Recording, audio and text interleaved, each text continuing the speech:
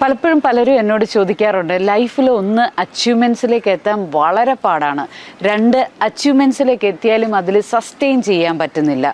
നമ്മളെല്ലാവരും ഫേസ് ചെയ്യുന്നൊരു പ്രോബ്ലമാണിത്. എന്തുകൊണ്ട് നമുക്ക് അച്ചീവ്മെൻറ്റ്സിലേക്ക് എത്താൻ സാധിക്കുന്നില്ല? അഥവാ നമ്മൾ കഷ്ടപ്പെട്ട് ബുദ്ധിമുട്ടി ഒരു അച്ചീവ്മെൻ്റ് എടുത്താലും അതിൽ സസ്റ്റെയിൻ ചെയ്യാൻ പറ്റുന്നില്ല.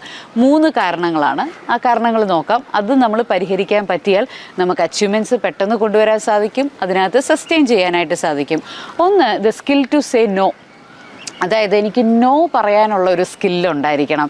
പലപ്പോഴും നമ്മൾ വിചാരിക്കും നോ പറയുന്നത്, പ്രത്യേകിച്ച് നമ്മളുടെ ഈ ഒരു ഏഷ്യൻ ഇന്ത്യൻ ബ്രോട്ടപ്പിൽ നോ പറയുന്നത് ഏതാണ്ട് തെറ്റായിട്ടാണ് കാണുന്നത്. അങ്ങനെയല്ല, ചില സാഹചര്യങ്ങളിൽ നമ്മൾ എസിനേക്കാളും കൂടുതലായിട്ട് അസേർട്ടീവായിട്ട് നോ പറയേണ്ട ആവശ്യമുണ്ട്. അപ്പോൾ അങ്ങനെ നോ പറയാൻ ശീലിച്ചാൽ നമുക്ക് അച്ചീവ്മെൻറ്റ്സ് ലൈഫിൽ കൊണ്ടുവരാൻ പറ്റും.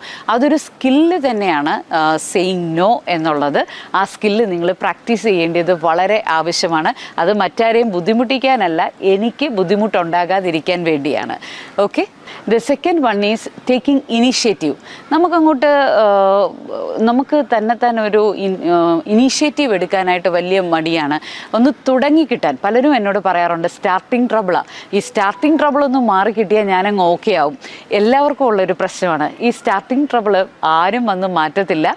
ആ ട്രബിള് നമ്മൾ തന്നെ മാറ്റേണ്ടതാണ്. അതിന് നമുക്ക് ചെയ്യാവുന്ന ഒരു കാര്യം, നമ്മൾ പലപ്പോഴും ഹ്യൂജായിട്ട് അങ്ങ് പ്ലാൻ ചെയ്യും. നാളെ തൊട്ട് ഞാൻ 1 മണിക്കൂർ നടന്നു കളയും, അല്ലെങ്കിൽ ഞാൻ കറക്റ്റായിട്ട് 10 മണിക്ക് തന്നെ ഉറങ്ങിയിരിക്കും. അങ്ങനെയൊന്നും പ്ലാൻ ചെയ്താൽ നടക്കത്തില്ല.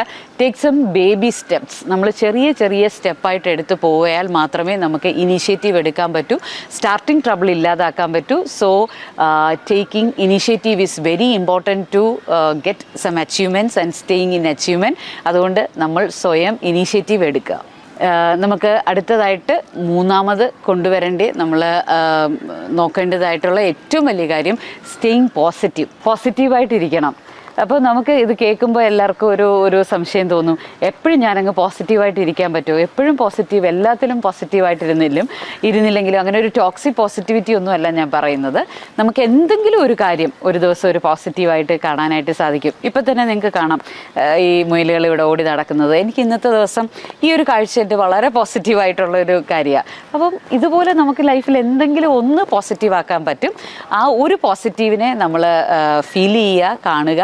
അപ്പം ആ പോസിറ്റിവിറ്റി നമുക്ക് കൂടുതൽ പോസിറ്റിവിറ്റി കൊണ്ടുവരും, അച്ചീവ്മെൻറ്റ്സ് കൊണ്ടുവരും.